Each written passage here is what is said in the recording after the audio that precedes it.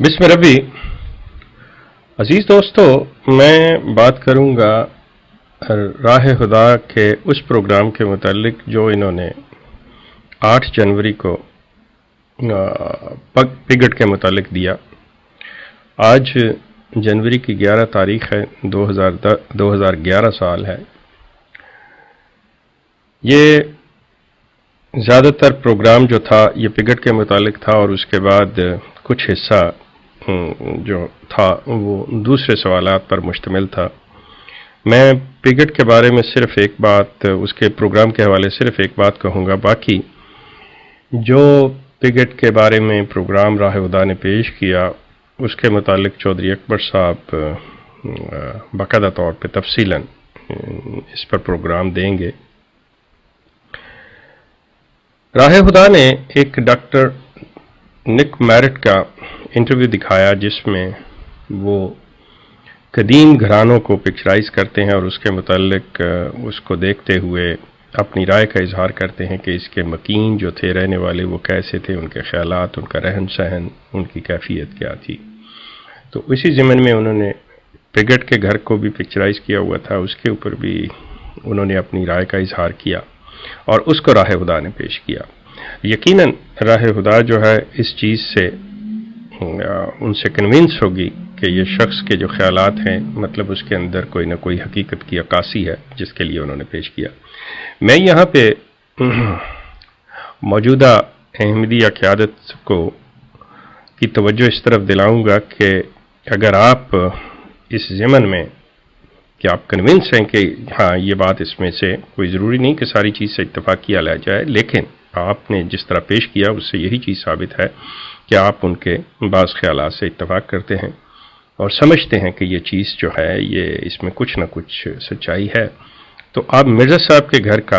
क्यों नहीं इनसे पिक्चराइज करवाते और इनके ख़यालात को लेते और फिर उसको लोगों के सामने रखते ताकि ये आपके अपने लोगों अहमदियों के लिए और दीगर दुनिया के लिए भी फ़ायदेमंद साबित हो और वो इसको देख सके, सुन सके और दयानतदारी से अगर आप उसे कि जो भी वो इसके ऊपर अपनी राय दें, अगर कोई मनफी भी हो तो आप उसी तरह से पेश करें। बहरहाल ये आपकी स्वाबदीद पे कि आप उसे किस तरह से प्रेजेंट करेंगे, लेकिन मेरी एक तजवीज़ कि अगर इसको किया जाए।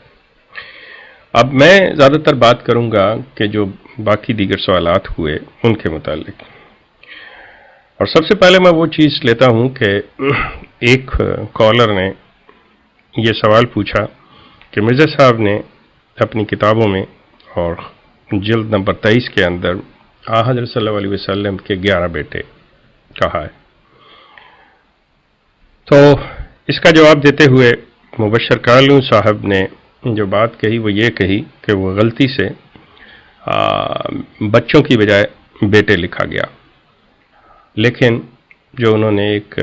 लंबा इसके ऊपर लेक्चर दिया वो ये कि ये किताब इस्लाम की खिदमत और इसमें इस्लाम की शक्ल और या दीगर से इस्लाम की सिफात देखें कितनी बयान की गई, क्यों एक चीज़ को पकड़ लिया जाता है और उसी पे आ जाता है जब बाकी चीज़ों को क्यों नहीं देखा जाता। काफ़ी टाइम उन्होंने इस चीज़ पे सर्व किया, लेकिन उन्होंने एक ये कि बच्चों की बजाय बेटे। अब अर्ज ये है कि पहले अहमदिया कल्ट इस चीज पर कभी उसने ना किसी को जुबान खोलने दी ना किसी को बात करने दी, लेकिन आज के दौर के अंदर और इस टेक्नोलॉजी के ज़माने में मिर्ज़ा साहब की जो गलतियां हैं, मिर्ज़ा साहब की जो अदबी कलमी और इल्मी गलतियां हैं उनकी तरफ जहां निशानदही हुई, मिर्ज़ा साहब के किरदार के मुतालिक जो बातें सामने आईं, मिर्ज़ा साहब के दावाजात के बारे में जो चीज़ें सवालात उठाए गए वो इसी आज के जदीद टेक्नोलॉजी की वजह से है। इससे पेशतर ये चीज़ जो थी बहुत महदूद थी और इस कल्ट ने कभी भी किसी को ना तो जवाब दिया, अगर वो दिए तो वो भी बड़े महदूद तौर पैमाने पर या अपने जलसे पर इज्तिमाओं के ऊपर उसको कर लिया। لیکن دنیا کے سامنے کوئی اس کی اصل شکل نہیں آتی تھی. لیکن اب نیٹ کی وجہ سے، جسے آپ یوں کہہ لیں کہ قرآن کا جو ایک آیت کا مفہوم ہے کہ توہن کرن وقت ان کو ہانک کے لے آیا ہے کہ یہ اب بھاگ نہیں سکتے. صرف یہی نہیں، کوئی بھی، تو ان کو مجبور ہونا پڑا. پہلے جماعت اس کلٹ کا رویہ یہ تھا کہ یہ مختلف تعویلیں اور مختلف اس کے بہانے ڈھونڈتے تھے. جیسے اسی 11 بیٹوں کے متعلق اس کلٹ کا رویہ یہ تھا کہ یہ دیکھیں کہ مرزا صاحب نے جو لکھا ہے، مرزا صاحب نے کسی کتاب سے، اور ہم بتاتے ہیں کہ فلاں کتاب کے اندر 11 بیٹوں کا ذکر ہے، تو وہاں سے مطلب یہ مرزا صاحب نے خود نہیں کہا. اب مبشر کالوں صاحب کے بقول کہ یہ غلطی سے بچوں کی بجائے بیٹے لکھا گیا، جبکہ اس سے پیشتر یہ بھی جواب دے چکے ہیں کہ یہ آپ بہار الانوار میں سے دیکھ سکتے ہیں. اب اس میں 2-3 چیزیں آتی تھیں کہ اگر یہ کہیں کہ یہ مرزا صاحب نے کسی اور جگہ سے دیا تو مبشر صاحب کے لیے یہ سب سے بڑی دقت پیش آ رہی تھی، کیونکہ چاہیے دیانت کا اور ادبی دیانت کا تقاضا ہے کہ وہ حوالہ دیا جائے. اب مرزا صاحب مرتکب ہوتے ہیں کہ بغیر حوالے کے اس چیز کو اپنا کہہ کر ایک ادبی چوری کے. مبشر صاحب اس سے بچنا چاہ رہے تھے، لیکن اس سے پیشتر اس کلٹ کے بعض احباب یہ جواب اسی طرح دے چکے ہیں. لیکن مجھے جس چیز کی خوشی ہوئی ہے اس کلٹ کے رویے سے، اور میں سمجھتا ہوں کہ اگر یہ کلٹ یہ رویہ اپنا لے اور اس کو باقاعدہ طور پر اختیار کر لے تو یہ بہت ہی اچھی بات ہوگی ان کے لیے بھی اور باقی احباب کے لیے بھی. وہ کیا کہ انسان اپنی غلطیوں کو تسلیم کر لے، اس کو مان لے. مرزا صاحب نے جہاں جہاں بھی غلطیاں کی ہیں، مرزا صاحب کے نہ ماننے والے مسلمان حضرات اس کی نشاندہی کرتے چلے آ رہے ہیں، اور ہم بھی یہ کام کر رہے ہیں کہ مرزا صاحب نے فلاں جگہ پہ فلاں غلطی کی. اب یہ رویہ جو مجھے بڑا اچھا نظر آیا اس چیز کے بارے میں کہ کم از کم اس کلٹ نے اپنی غلطیوں کو تسلیم کرنا شروع کر دیا ہے. یہ جہاں پہ یہ چیز اٹھتی ہے کہ اگر یہ غلطیاں جیسے موجود ہیں، اور کیا یہ سو کالڈ علماء پہلے ان غلطیوں کو نہیں سمجھے کہ یہ غلطیاں ہیں؟ کیا ان میں اتنی عقل، سمجھ، بصیرت نہیں تھی؟ اگر تھی تو یہ کیوں بددیانتی سے اس کو چھپاتے رہے؟ جب وقت نے انہیں مجبور کیا، وقت ہانک کے اس طرف لے آیا تو پھر یہ تسلیم کر رہے ہیں. دیانت کا تقاضا یہ ہے کہ جب آپ کو نظر آئے، جب آپ کو سمجھ آئے کہ ہمارے اندر یہ غلطیاں ہیں، تو اس کی انسان خود نشاندہی کر دیتا ہے. جیسا کہ آپ اپنی باز اٹھا کے دیکھ لیجئے، جیسے تفسیر صغیر ہوئی تو اس میں مرزا طاہر احمد صاحب نے کہا جی کہ ہم نے نظر ثانی کے اندر ان چیزوں، ان فلاں فلاں جگہ پر ان غلطیوں کو دیکھا جس کی ہم تصحیح کر رہے ہیں. یہ کتنی مرتبہ مرزا غلام احمد صاحب قادیانی کا یہ لٹریچر پڑھا گیا ہوگا، کتنی مرتبہ ان کی نظروں سے گزرا ہو گیا ہوگا. کیا یہ سرسری نظر پڑتے ہیں؟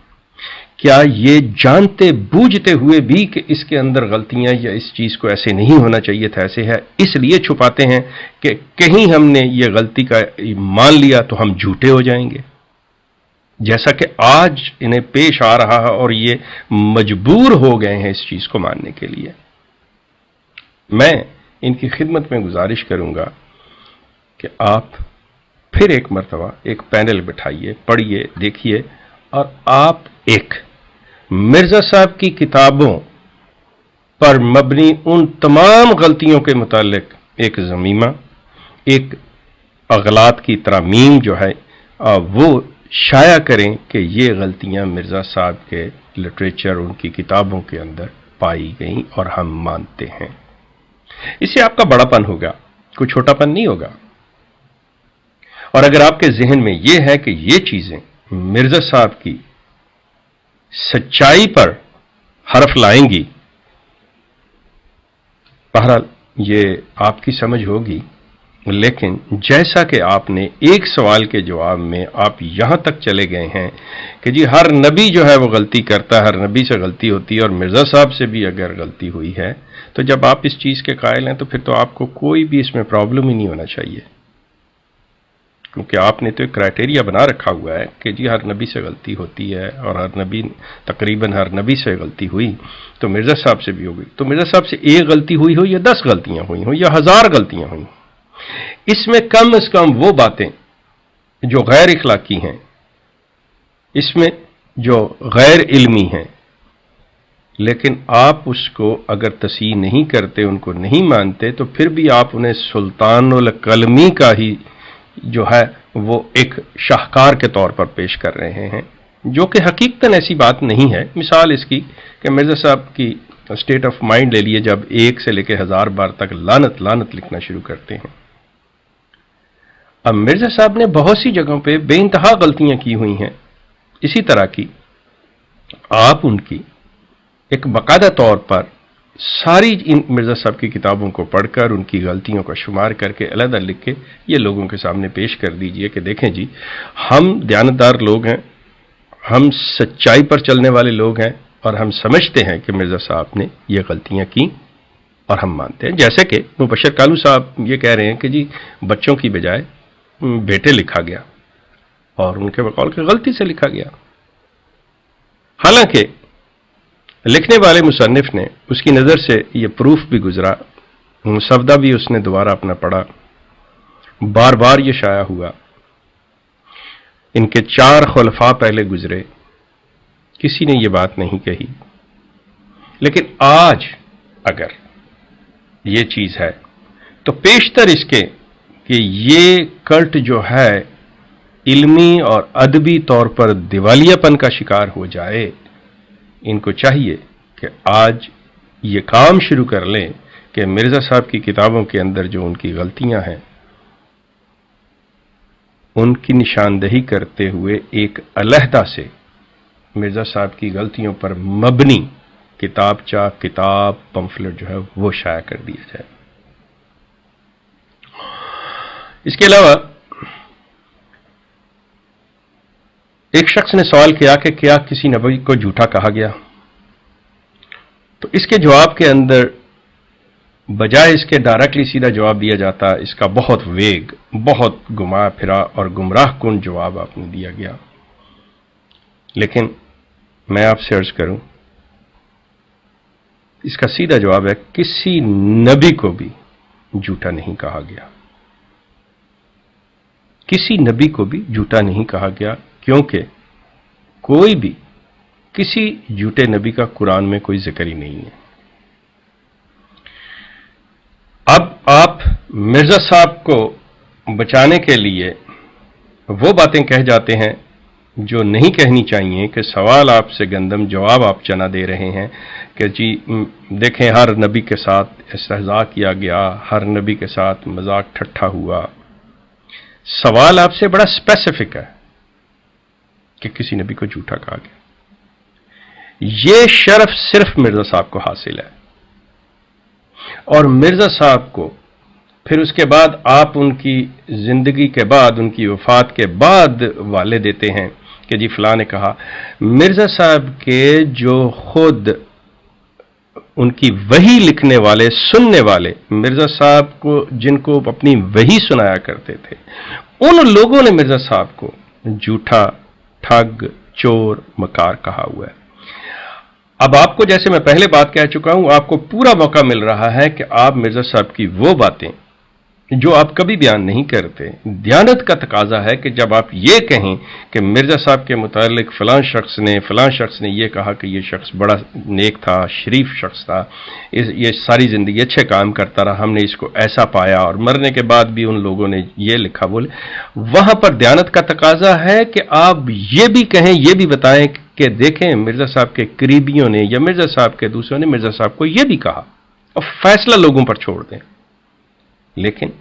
अब आप पर वक्त आपको हाँक के ले आया है कि मिर्ज़ा साहब की गलतियां और मिर्ज़ा साहब के बारे में वो चीज़ें जो हैं जो बजाय दूसरे कहें, आप खुद ही लिखें और इसको دنیا کے سامنے پیش کر دیں۔ میرا سلسلہ جاری رہے گا،